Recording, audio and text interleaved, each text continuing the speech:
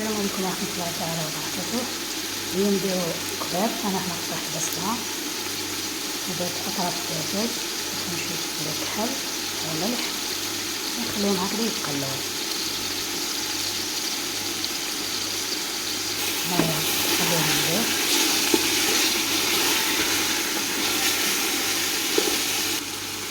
نزيدي الماء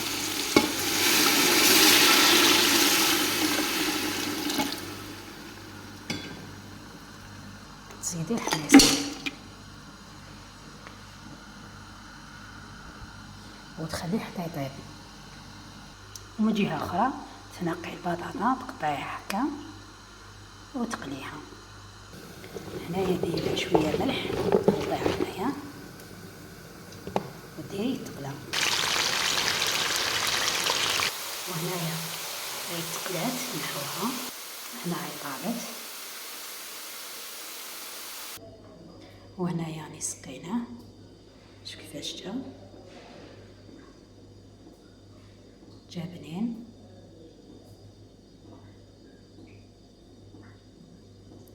مع السلامة في فيديو آخر إن شاء الله.